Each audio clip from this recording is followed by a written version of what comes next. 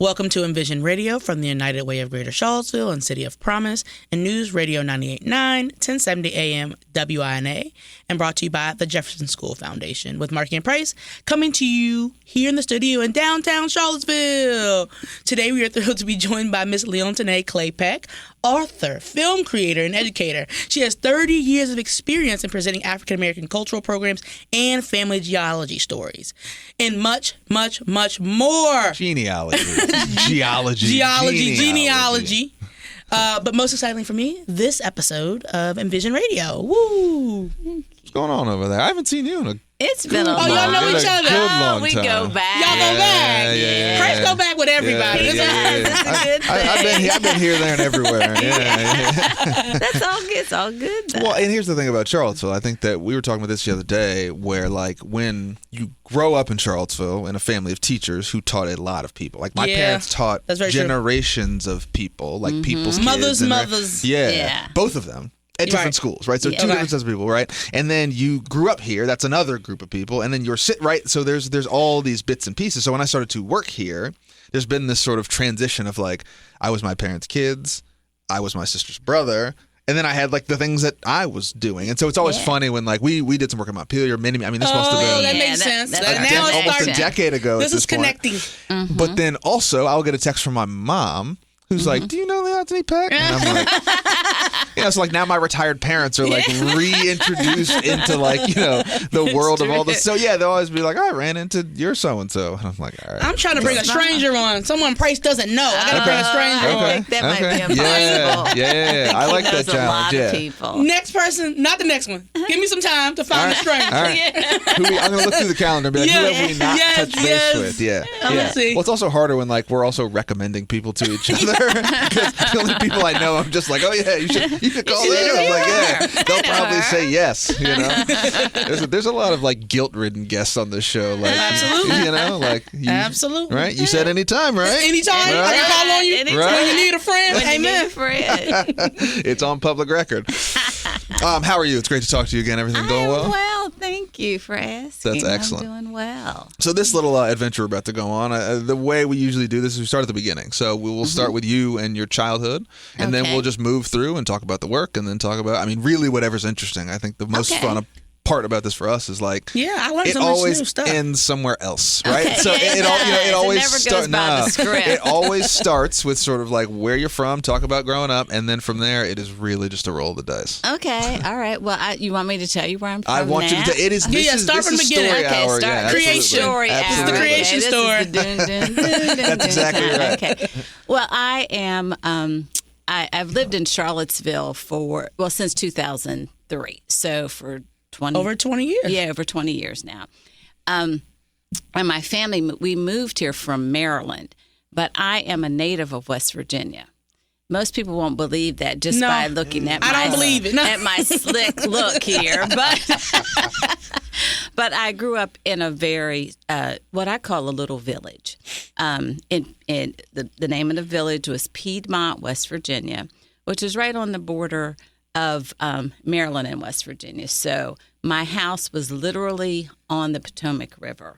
And so I could come outside and play in my backyard, and the river was there, just right there, and look over and see, which my husband's from Maryland, and he calls Maryland the great state. So he would say, oh, so you can That's how Maryland people are. Yeah, they're very much, terpy. So that's it. I've never seen a state terpy. love the flag. Their flag more than honestly, it is the coolest flag, though. It is a cool flag. It is a cool flag. And his family, they're all Marylanders. Yeah.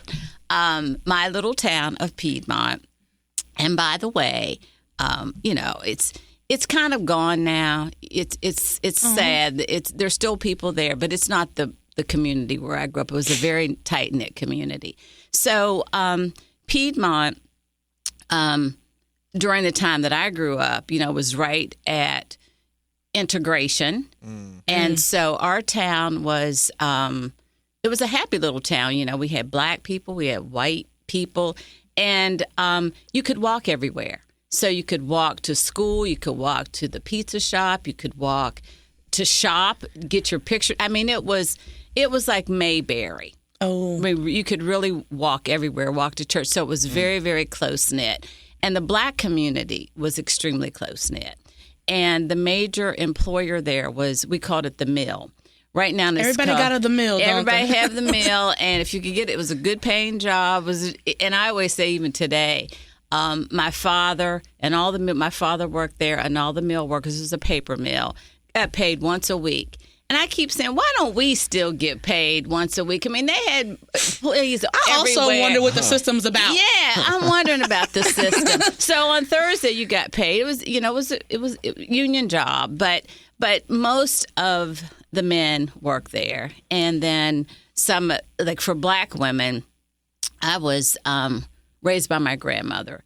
My parents divorced. They got married very early, and they divorced. And circumstances led me to live with my paternal grandmother, who was an angel on earth. And her name was Laura Clay.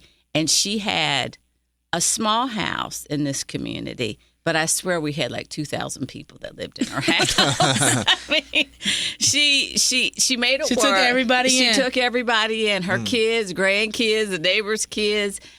She was just a wonderful woman. So, I had what I would consider, despite, not living with my mother. My mother was gone for a number of years, but I lived with my grandmother, my aunts, and my uncles, and my cousins. And then we had a very warm, fun, loving community. I grew up in the time where during the summertime, you couldn't come in the house. You had to go, lock the door? Sure. Lock the door. Sure. Like we had a screen door. That's right. Yeah. And I had an auntie, and her name was, we called her Aunt Sheeny. And so I'd come, I'm like 7 years old. Aunt Sheeny, can I have a drink of water? So she would hand me the water, open the screen door, crack it. Yeah, on you go. And put it out. We weren't allowed to come in. That was just that. And I love that time. We also lived, many of the people that lived on that street, they moved there from the country.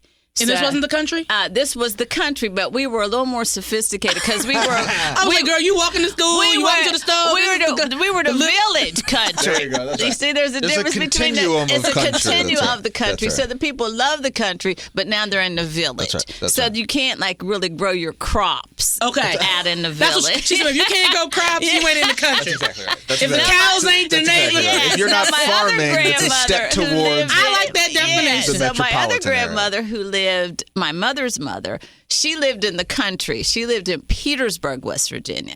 And so she could actually grow food where she had enough land, and they were farmers. So there was a difference. So my grandmother, Laura. Just like your city grandma then. That's your city grandma. That's my city grandma. I got a city grandma and a country grandma too. Yeah, see, and it's beautiful. Yeah. So what they did, this is the thing that I love, is that they were very creative. So the city grandma, the village grandmas, they would coordinate with the farmers that lived in that, and they would bring a truck once a week of fresh corn and tomatoes and just park it on our street. And sell. Yeah, and sell. And so, but we had our own stores too. I could go and buy makeup. I could go and it was just great. I had a great childhood. Go to the swimming pool. And back during those times, you could roam the community, Sure. and my mother would, later on I would ask my parents, weren't you afraid that someone would take us? Their response was, no, you had no value. Who the hell's going to come and take some black kids? Give you right back. There had to have been dangers. Yeah. People are like, we stayed out. Nobody knew where we went. There had to have been dangers. There was. No one was. I know. It's recency bias. Yeah, It's also information overload, right? I think that there's that stat, and I'm going to get it wrong, and someone's going to be mad at me about it. But when we think about kids who are taken, the likelihood of that, it's significantly less likely than getting hit by lightning multiple times. I'm just you're. Right? It's people statistically was getting taken, almost but impossible. you couldn't hear about it because you was in Appalachia. Right, or we find them. Yeah, we were the kind of kid we knew how to use rocks investigation and mud. books. That was like Judy B. Jones is she would have. We could have. You went Judy B. Jones. I was going Encyclopedia Brown. Would have been my mystery book reference. They would have returned us. This is their footprints from the river. You didn't mess with the Piedmont kids. because we would have kicked your butt. I mean, really, you like no. And so I became, and my siblings as well. I had one sister and two brothers, but my mother and my father too, but mainly my mother. She was a young woman, and so she really just let us do whatever we wanted to do, as long as she could go and do her thing. Why don't you go to the pool today? So this is what it's a wonder I'm still alive, actually, because she would make, they called a minced ham sandwich, bologna and cheese on white bread. Okay. One side had mayo on it, and the other side had mustard. You had cheese and bologna in aluminum foil. Wow, there you go. In 100-degree heat. Yeah. Yeah, you want to take to the bologna. pool. Yes, to take to the pool. Don't come home until the pool closes. That's the kind of childhood I had. Then I had to walk. Could you swim? Oh, I'm a master swimmer. There you go. Because that's all I had to do. I was about to say, what else you got to do? What else I'm going to do? I'm 7 years old. And so you see the complexion that I am now? By the end of the summer, I was about like 500 complexions darker. Yeah, that's right. Summertime. But, and I tell my kids this, and they're like, Mom, you're lying. Ask all the kids that I grew up. Their mother sent them too, but maybe not all day. But we survived. You did. It's all about, it doesn't really matter. It doesn't really matter. Because you survived. Yeah. And I like so that. The school, now I have to talk about the school system there. Because, West Virginia in a lot of instances gets number 0 on, just like the worst. It's Virginia's bad cousin. Yeah, kind of. But unless there are West Virginia listeners, then you're the best. Yeah, you're the best. But the community where I grew up in West Virginia was what I would consider very progressive. And, for two reasons. There was economic stability there, and we had it's called Potomac State College at West Virginia now, West Virginia University, and that was there for years and years. So we had a lot of well-educated people that came and stayed. And so in our community, we always encouraged everyone towards higher education, black and white. And so the teachers that we had was almost kind of like a little prep school. Okay. Really, because we were encouraged, where I can't say that for the rest of the state, but for our particular region, we were. So it didn't matter if you were black or if you were white, you were encouraged to pursue higher education or a career choice. You could become a plumber or work at the mill. You just needed to work and do something or go into the military. So that was really early on in our lives. And people would say that to you, what you going to do when you graduate. I mean, it was like my father would have a chart in our laundry room. 2 things existed in that laundry room. If you borrowed money from him, because it was a list of people who owed him money. Yes, a list of people who owed him money, and you couldn't get more money till you paid. So, like, if I owed him like 79 cents, he'd say, "When are you going to pay me that 79 cents?" As a child, there you go. The world's not free. A parent loan shark. Yeah, keep your pays and O's. And he loaned money to people in the community, and he had this big list. You know what's funny? The first black bank in West Virginia. Yeah. And my youngest daughter, Alexis, does the same thing. Yeah. I was on her list. I went to visit her at her house. Mom, she $7. I paid you back that $7. If I pay the mortgage for the month and you stay 3 days, 3 days of the mortgage divided by 7. So she got that from my father because and I told them that story about my father. So people didn't go without. They really did not go without. If you needed something, people helped you out. And that's how I think it should be. So getting back to the school and connecting it to genealogy, we were having, I was in the 4th grade and we were studying slavery and history. And I saw a picture of Senator Henry Clay of Kentucky. And we were the only family in my community that had the surname Clay. Okay. And although I found out many years later that there were other people with different surnames who were my father's cousins, I didn't know that. But we were the only one with the last name. The last name was the start to genealogy. That was the start. And when I saw Henry's picture. Here was this white man, but he had the same name.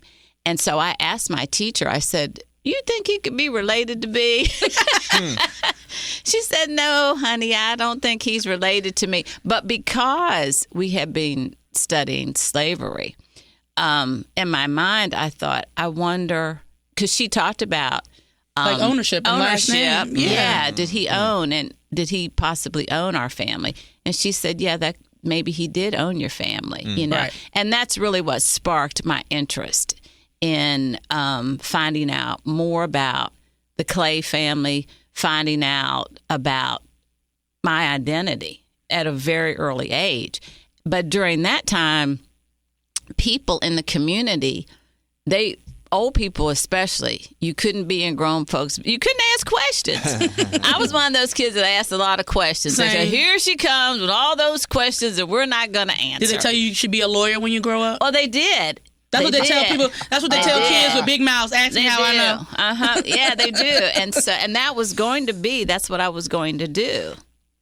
And then when I went off to school, I found a passion for history and public service. So I went a different way, but that was my trajectory. But I wanted to know really who my family was. And I knew more about my mother's family, who lived, like I said, in Petersburg, West Virginia, because her family, they were very close-knit and they had family reunions. So I feel so enormously blessed because I knew both sets of my grandparents. And most people might know one grandparent or possibly two, but I knew mine always. Even my children knew my grandmothers. My grandmother, my maternal grandmother, transitioned. She was 104 years old. What? Yes. Amen. And my paternal grandmother, the one who really I give credit for raising me, she was 94. People used to live so long. Yeah, and you think about all These of the days, things that they endured. Mm-hmm. And both of my grandmothers,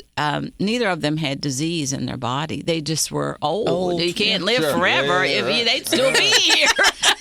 So we get Grandma was 104. The nursing home called, Grandma's gone. At 104, you start looking around. It's like, God, everybody's gone. I've been here too long. And it's time for me to go. And sadly, and this is one of the reasons that I really encourage people to do their genealogy, because what are you made of? Clay. Yes.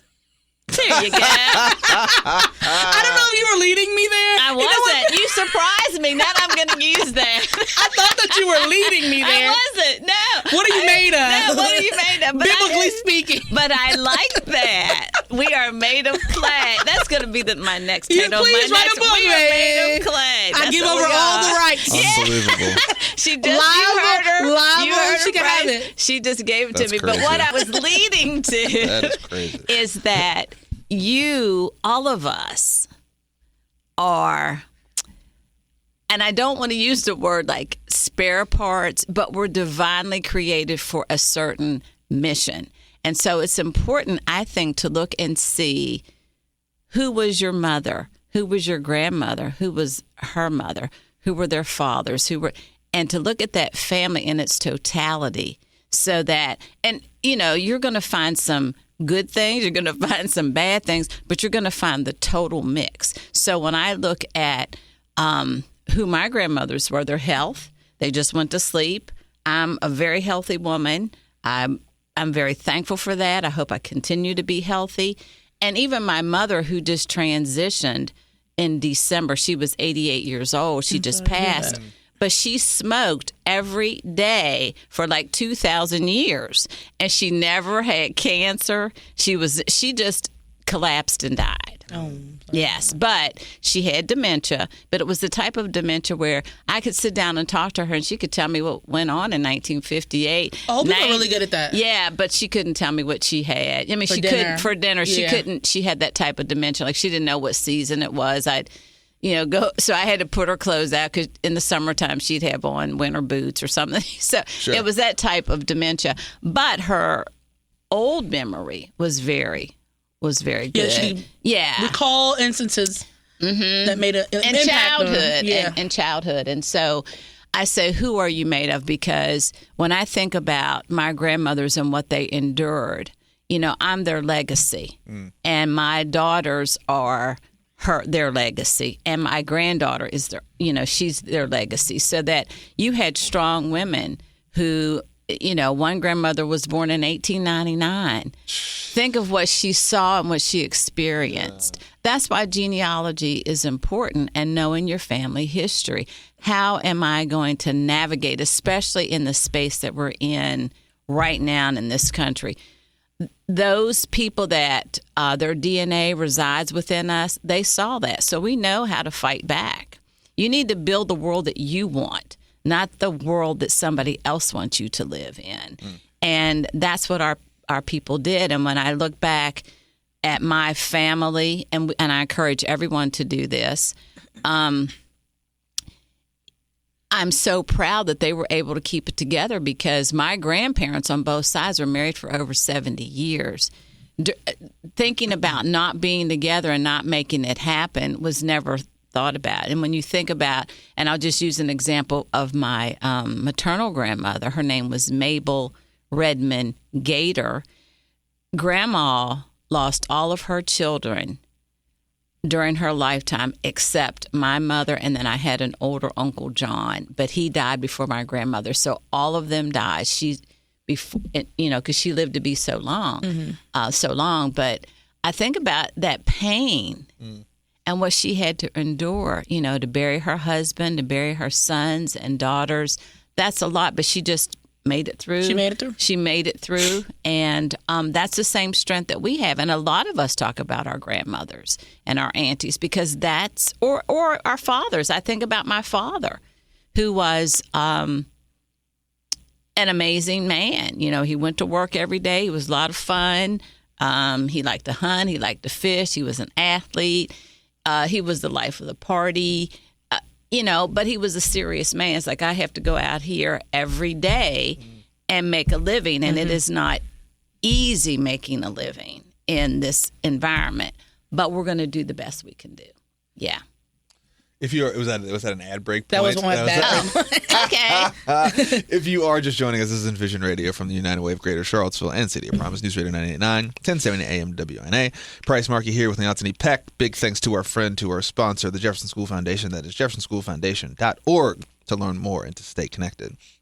What brought you to Charlottesville? It gets a little complicated when I say this, and people don't always believe me, but this is a true story. We were living in Maryland, and we moved to Cumberland, Maryland. That's my husband's hometown, because I thought it was really important for our kids to know their grandparents. So Lyle's mother lived close by in his family, and so did my parents. So we moved from like the D.C. area and bought a house, and so our kids could grow up around their family. But always in the back of my mind, I'm getting out of here at one point in time. I got an escape plan. I can't be a Marylander forever. I cannot. Well, take me back to the country. In Maryland, I love. But I thought because I went to college in D.C. I travel the world. And I wanted something different. At the same time, right before we moved, I was working for city government. And I was, in my department, I was the only Black woman. And it was not easy being there. I'll just say that. So I wanted to move. And my husband was ready to move, too. So we thought, well, maybe we'll move. At the time we were making the decision, our oldest daughter, Whitney, was about to go to college. So she decided she was going to North Carolina Central in Durham. So we thought, well, maybe we'll move down there too. She said, no, hold on, wait a minute. She's like, I'm leaving. I picked North Carolina because I was trying to. I'm trying to get away from you. You're not. So we thought, okay, we have to X that off. We're not going there. So, and I love college towns. Yeah. So my husband had attended University of Maryland, and one of his teammates was from Charlottesville. So he said, well, Charlottesville's a university town. Now, mind you, I grew up in West Virginia. And so in our little West Virginia history classes, I had a teacher, and his name was Mr. McHenry. And Mr. McHenry hated the state of Virginia. Oh, no. Yeah, Why? so he said because it was a Confederate state.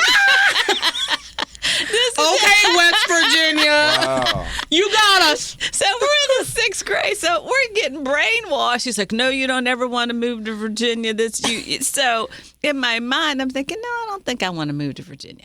But when we came to visit, I said, okay, let's check out Charlottesville, because we checked out some other communities too. And we went on the downtown mall, and I really liked the downtown mall. Supposedly, there's not that many pedestrian malls left in this country. And I was working and I did community development. Oh, cool. And it takes at least 40 years to get to where you want to be. There's a lot of moving parts to it. And I thought to myself, I don't want to spend 40 years building this in Cumberland. And now you go back, and Cumberland has a beautiful streetscape too, and it's taken them about 30 years to get to that point, but it's really pretty. So when I came to Charlottesville, it was done. I'm like, this is done. We're moving here, and I liked it. But I'll tell you the thing that really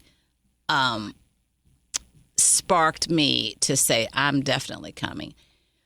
I had conversations. As I said, I work for city government in Cumberland, and they said they could never find black firefighters. And I'm like, yes, you can. And so it was just this conversation that irritated me. So as my husband and I were leaving to return to go back to Maryland, because we just came and spent a day. Yeah. There was a fire truck that came around the corner. It's that simple. Really? And that could have been the only one in the city. And at the time, 20 years ago, she said, the only but that one is my saving grace. He was a saving grace, and the brother was steering up on the second floor. I call it the second floor. It's a double-decker bus. It's a double-decker bus. I said, that's it. We're moving. So he said, okay. And do you know that fireman now? I don't, but I ended up meeting. I was in the Charlottesville leadership class, and Lance Blake. Yeah, Blake. Yeah, he's been on the show. Is that who it was? It might have been Lance. He's been in the game a long time. And then we end up in the class together. But I said, I was like, we're moving to Charlottesville. Now, after we got here, it wasn't that easy. I'll tell you that. That really was rose-colored glasses. It wasn't that easy once we got here. But I'm really glad that we did move. Despite all the ups and downs, I think that the universe and the Most High, we are placed in situations where we're supposed to be at that point in time. So right at that point in time when we were exiting, that fire truck was supposed to come around that corner to seal the deal and to close the door. But, so we had a lot of things that we had to tie up. And my husband didn't even move here until almost a year later, because, we had 2 homes we had to support here and in Maryland. Mm-hmm. So it was tough, but we got through it. And the mission was really to find my roots, because I didn't know that my roots were here. I had no idea. I thought my grandmother was from West Virginia. As it turned out, both of my grandparents were from Madison County. Born. And they left Madison County for West Virginia? Yeah, and it was like an exodus of people. I can believe that. Yes. Madison is interesting. Yes. I think they still have an exodus. Who knows what's going on? They might still be. They might still be. But that's where my grandmother was born. And what happened with my grandmother, she was an only child because her mother, when my grandmother was born, her mother developed this illness. They call it, there's a scientific name now, but back then they called it milk leg. And that was, now they can cure it with antibiotics, but it was the milk from the breast that would get into your vascular system. And it was deadly and so my great grandmother died from it, which meant it left my grandmother an orphan. And because family pitched in and said, hey, we're going to do what we need to do. So my grandmother's uncle and his wife adopted my grandmother. And they were in West Virginia. They were in Piedmont. So they took my grandmother there. Yeah, and then she was raised with her cousins as her siblings. Mm-hmm. Yeah, and she was the oldest one. Wow. Yeah, and their last name was Price. Let's go. See? We are one. We are the. We are I have one. family in Madison County too. Do you? I don't know. We originated from Orange, so I don't know if. Well, see, have people in. We're from Orange and Madison, and I didn't know that. My name is. I have the most common last name for a black person. It's Smith. Or a white person. Oh yeah.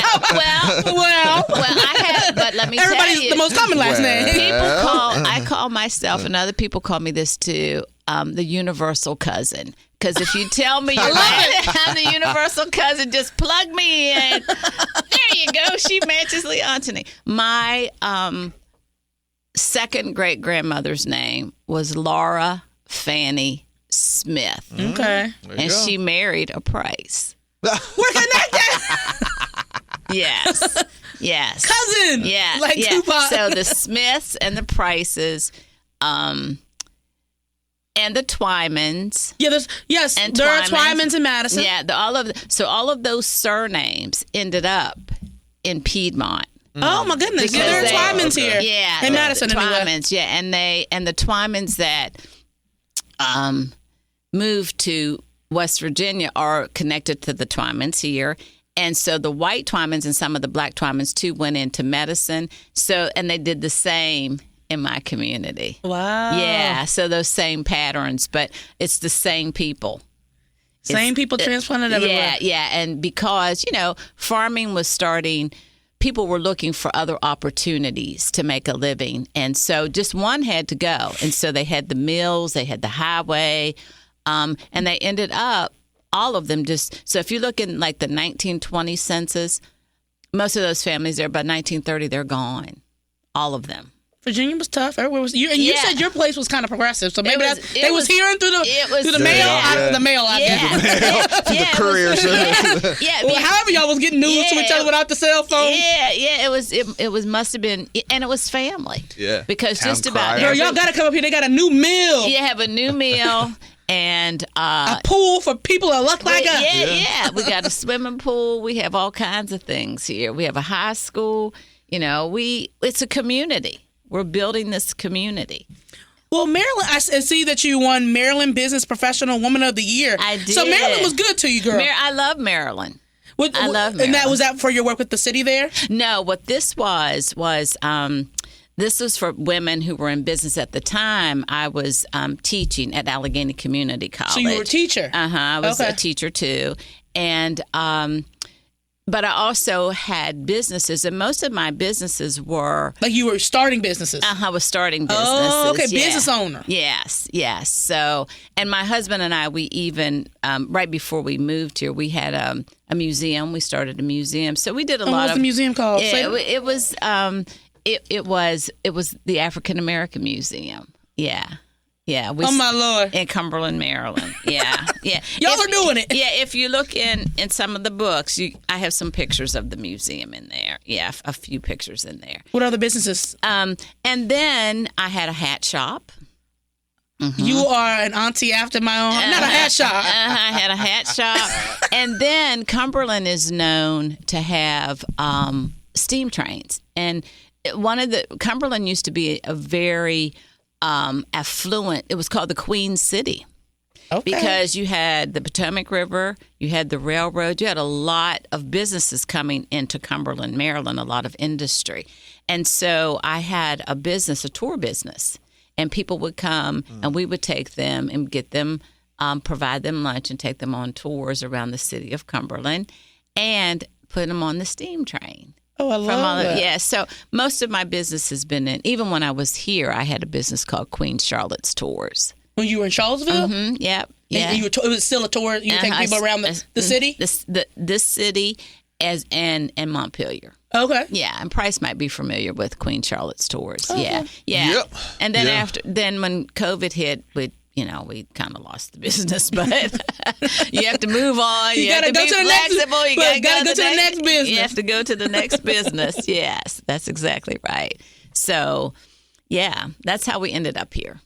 It looks like you are the author of a couple of books. Tell us about authorship and how you got into writing.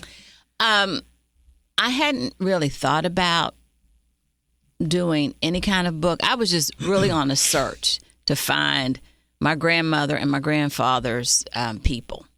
And as I mentioned earlier, I was living here, but my husband was still in Maryland. So when he would come to visit on his days off, one daughter was in college. The other, our youngest daughter, was at Hollymead Elementary School.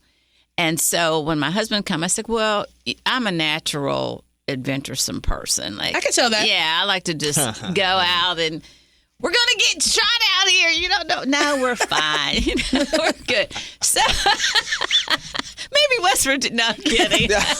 You've been in some tough cities. I've been in some tough places. I know how to get my way out of it. So he came, and my grandmother had recently passed. And I said, I wonder, my aunt said she was from Madison County. And because I'm not from Virginia, I didn't know the geography of the counties.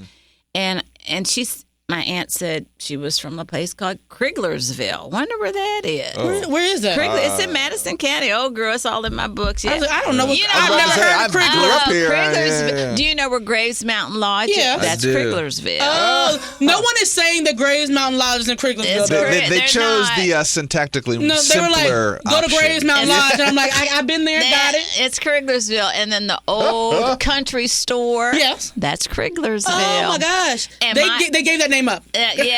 But it's still the sign when you come by. There. It says Kriglersville. So she said Kriglersville, and I said, okay. So I asked my husband. I said, let's go see how far. We didn't have Google then. Oh, yeah, we didn't. So I'd asked. When was this? Yeah, this was 23 years ago. Yeah. So we had Google? No, I don't know how, but we couldn't Google it. I was like, Google wasn't here 20 years. No, we had to get on the phone and ask somebody. Call, yeah. So we called the Madison County Courthouse and said, "How far are you from Charlottesville?" Oh, we're just like 30 minutes. We're getting in the car and we're going to do a road trip. I told my husband, so we did. And we went to the courthouse, and it just happened to be that they weren't very, very busy that day in the courthouse. And so we met with the clerk, and I told her, I said, well, my aunt says that my grandparents were from here. I don't know. I'd like to verify. You probably don't have anything, is what I said, because they were black and, you had all those slavery records burned or non-existent. I mean, I was giving her all the negative business. Sure. And she said, well, we had some slaves here, but not a lot. There were a good number of free blacks here. So let's just go back. And so she went back into what was an equivalent of a card catalog. And she said, do you remember any of the names of your relatives? And I said, I do remember my great-grandfather's name because my grandmother told me what his name was. And his name was Washington Clay. So she said, well, let me look in here and see if he's in here. And she went in there and she found the card catalog. She found where his wife, I'd never known what his wife's name was. Are people getting that lucky when they're doing genealogy? No, that's no. I'm about to say, this feels like a fantasy. Yeah, and this was, now you can pull stuff up on the computer. It wasn't available then. But the fact that she found the card from a name that you have from your grandma in West Virginia? Yeah, but because they were from Madison. So you found the county? Yeah, I found they were and then I guess that... Yeah, see, because the domino effect of finding. I would have never found them in West Virginia because they weren't from West Virginia. Right. They were from Madison. So that was the reason that the universe placed me here to say, you're not going to find this in West Virginia because they weren't from West Virginia. I'm going to tell you, when she shared that with me, it was one of the most moving experiences that I had. And I started crying. At the courthouse with the clerk? At the courthouse with the clerk, because she handed me my history of my family, because from there I had Washington's name, I had my great-grandmother's name, and then I could research, and then I found their parents' name because they never moved. They stayed in Madison County. And so I was able to put together this book called Silver Children. Oh, I love it. Can I say? Mm-hmm. And Silver Children, the reason that it's called Silver Children is that the white owners, now, not in every situation, but in this particular situation, the white men who had fathered children with their enslaved women, they wrote them down as their silver children. Okay. to designate them from the other children who had been enslaved. Have I heard that term before? You probably heard the term before. I had never heard it before. Yeah. And so I thought, that's interesting. So silver is something that you own that's valuable, but you only bring out at certain times. And are these letters that you found with the clerk? These are letters that I made up. Oh, based on the story Based on the Oh. story that I made up. So asking questions, because I started at zero. It's like historical fiction. Yes. Historical fiction, but also you'll see real documents, because Okay. I had never seen documents with like the marriage certificate, the death certificate. And you found those things And I at the found playground? those. And so what's interesting is when I was doing all of this research, my father had been diagnosed with a disease that was progressively going to kill him. And it was an autoimmune disease. And there's a whole category of autoimmune diseases. And so what I found out just from getting, like, for example, Lou Gehrig's disease, Sure. four people that I found, including my uncle, they all died from Lou Gehrig's disease. So it's genetic. It's genetic, yeah. And my father had a condition called vasculitis. But the beauty in this process was that because he was very ill, I didn't really want to, he's in West Virginia, I'm here, trouble him too much, but I needed his help. And so I would talk to him. I was like, Daddy, do you remember any of the people?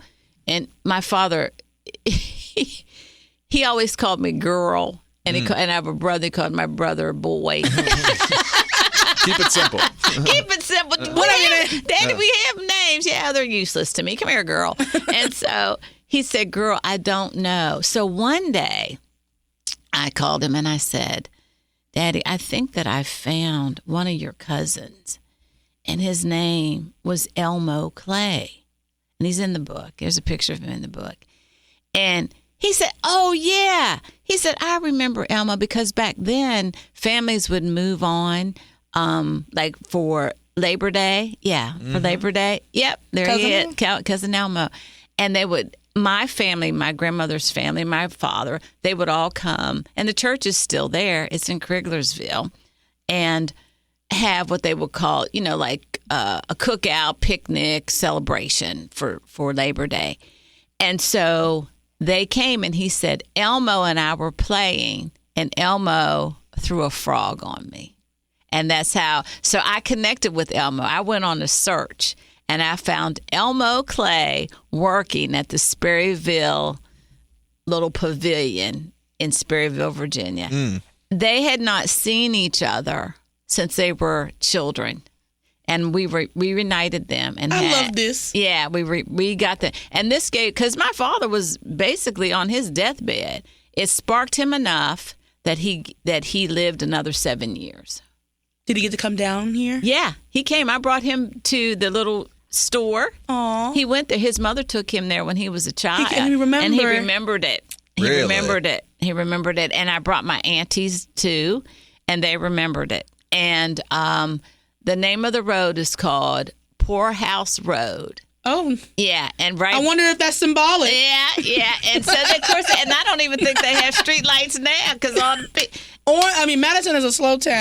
Yeah. But so if you go online and you look at my film, I have a film that I produced, and it's called... But we buried a lot of the leads, and we apologize to the audience. Also a film. I said filmmaker, but we didn't get into it. And you can see it for free on YouTube. It's called Clay 1613. And one of the reasons you can see it for free is because we had different partners to help us produce the film. So for a year we took it. It premiered at the Ali Center, because Muhammad Ali is my cousin. Girl, please, not Muhammad Ali. Yeah, Muhammad Ali, who was Cassius Clay. So our film was selected to premiere at the film festival in Kentucky. This was a few years ago, and it premiered. It was shown at the Muhammad Ali Center, which was really fascinating. Wow. Yeah. And what was the name again? Clay 1613. Yeah, so if you just Google that, you can see it. It's about an hour. You can watch it on like YouTube or something? Yes. And I was the executive producer for it, but Michael Jones, he lives in New York now, but he's a UVA grad. He was the producer of the film. Yeah. Why 1613? Because the person from whom most of us who are surnamed Clay descend from a man by the name of John Clay, who arrived, we call it Jamestown or the Fort Comfort area in 1613. So I'm one of his descendants. Muhammad Ali is one of his descendants. Langston Hughes is one of his descendants. Good night. Yeah, it goes on and on. And Cassius Clay, the abolitionist, Senator Henry Clay, all of these people are my cousins. Right, that's right. You forget that Muhammad Ali is not his name. Yeah. I forgot. Yeah. Mm-hmm. I was like, I know it's something, but yeah.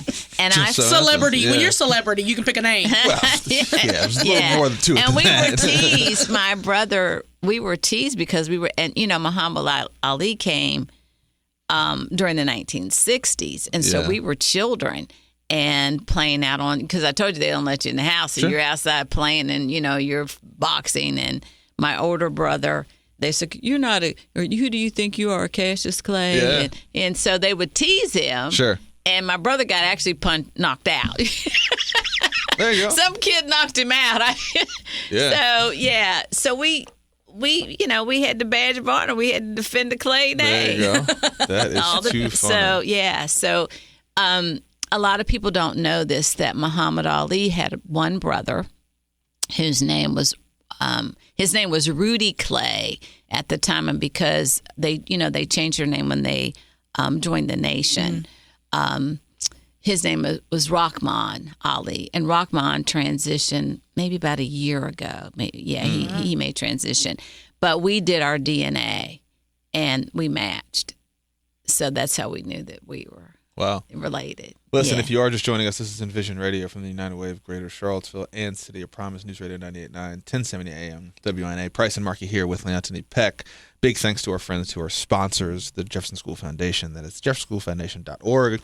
Reimagined, redefined, refueled for the future. So you bring all this, it's like an incredibly diverse tapestry of work, and then you bring it here. What was your experience working? So it seems like a lot of your genealogy has been, it's like personal interest, right? And family history, things like that.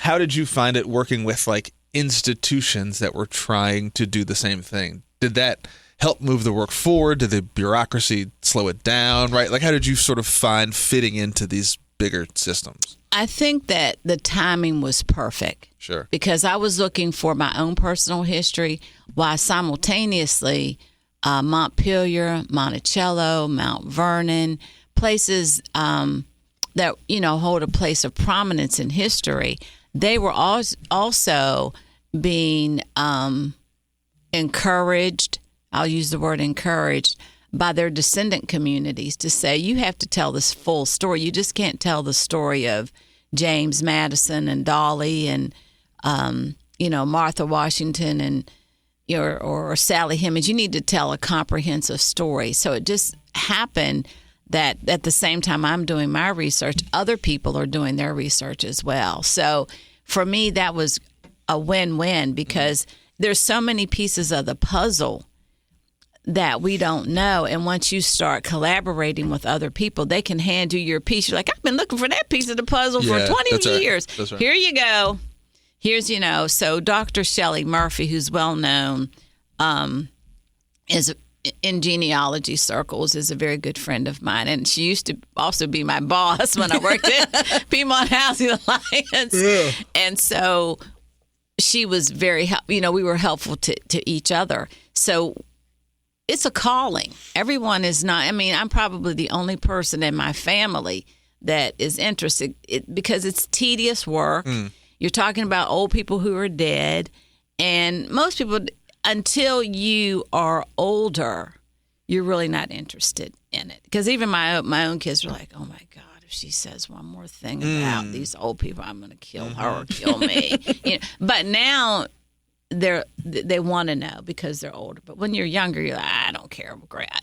So I would quiz them. Do you know what your grandmother's name is? No. You know your great grandmother's name? No. Well, you can't have dinner till you. Oh no. That's as terrible as the loan list. You can't eat until you know your grandmother's name. Because you at the very the grandma, okay. The grandma. The grandma you should know. The grandma you should know. That's right. And then so for the next generation, I'm like, you need to know my grandmother's name, because my grandmother is your grandmother's my mother. Right. You know her name. Yes. Do you know my grandmother's name? That's right. Well, I know her first name. I can do to my grandmother's mother. See? Okay, good. How far can you go? Probably That's good. one. Yeah. So Your I knew my great grandma. My great grandmother was alive for So my great grandmother was alive. until I was probably like 10 or 11. That's probably about right for me too. So I could do one. I could do one more. I could do a great who we never met, but I can go that far. The hard part is that people don't use their real name. Like somebody, I was like, my grandma Keys. That's my great grandmother. Yeah. And I was like, they were like, yeah, but what's her first name? Her name? Her name is Grandma Keys. Yes. See? And in West Virginia, it might happen in Virginia too, but in West Virginia, you have to have a nickname. Sure. Yeah. So that's hard. I got Grammy and Gigi. And I can give you the name they told me that I called her. Yeah, but she has It's a so legal hard. name. Yeah. And most of the What is her time, name? Please don't ask me. you know, when we find out when they die. Yeah, sure. When they die, it was like, well, what was Junebug's name? Yeah, that's right. Junebug's name was Ralph Johnson. Right. I didn't know Junebug's name was that's that. Right. So, and we call them Grandma and Grammy and TT, but we never know their names or their stories. I can do my paternal grandmother's mother's full name. Okay, that's which is good. Rosa Davis. Good. See, that's and good. Then, so I can do that side. But my grandmother's mother is Grandma Keys. I don't remember. I don't remember. That's your assignment. Yeah, it is my assignment. And it's common that we don't know.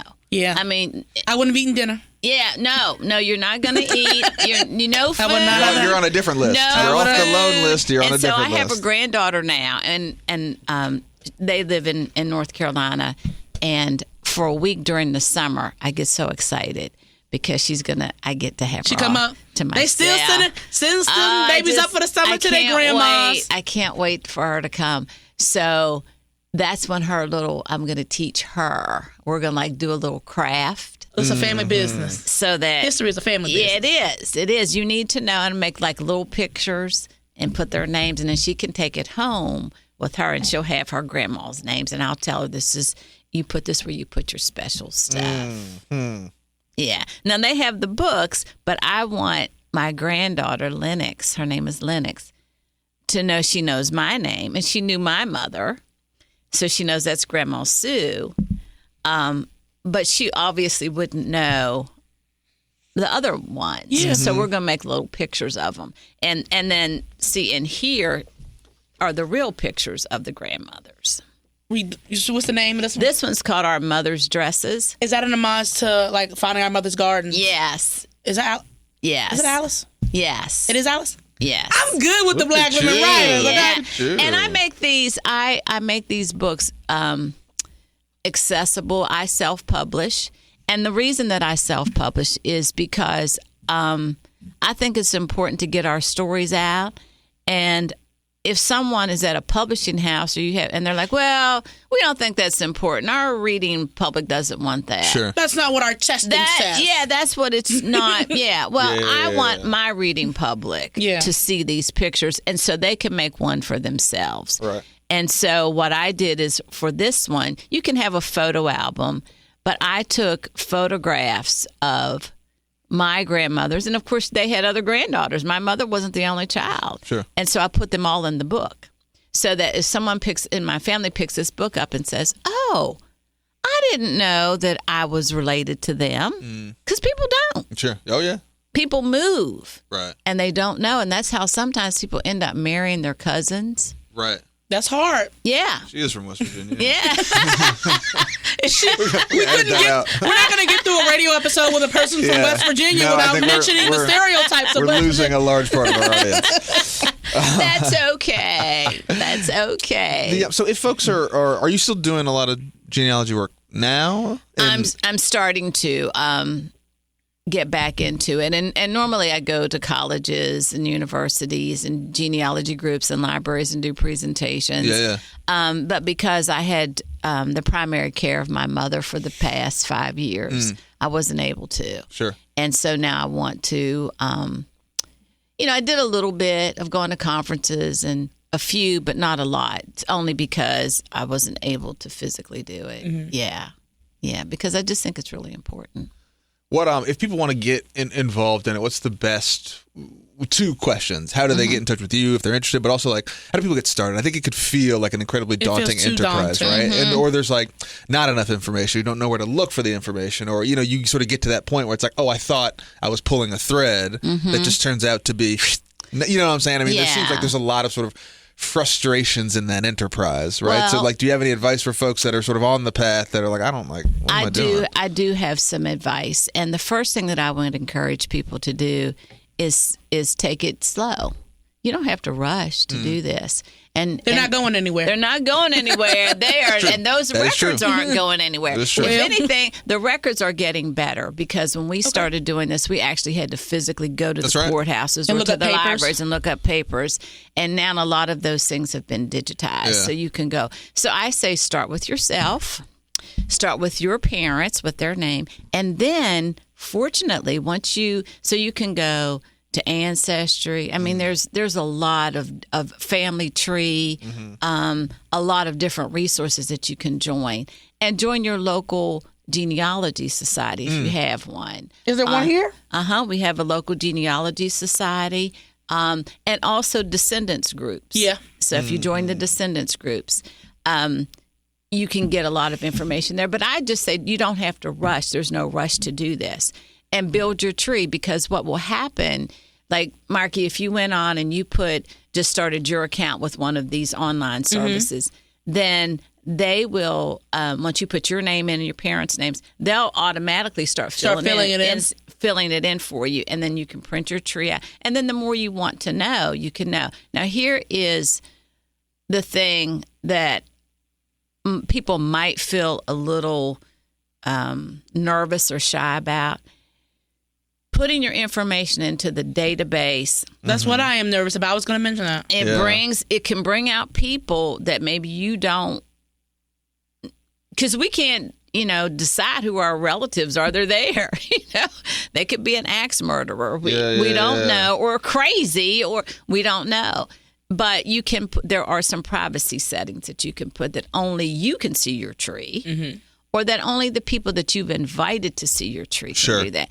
That's one part. The other part is that people are hesitant to put their DNA in, and I understand that completely. Yeah. So I put mine in because I needed to find out definitively if I'm going to say that I'm related to Muhammad Ali. I need some proof. Right, you wouldn't come on this show. I just can't. You wouldn't come on this show without some DNA. I have to have the DNA. I have to know. Or Langston Hughes, or Henry Clay. I cannot. These are people who are historical figures that I never met, but we have a common ancestor, and that happens to most of us. So, but the other downside to that is that maybe you thought someone was your parent, and they're not. That's happened to me. Wow. That I thought people were relatives of mine. How do I tell this person? Uncle Jimmy is not your father because you're only half related to me. Is that my business to tell them?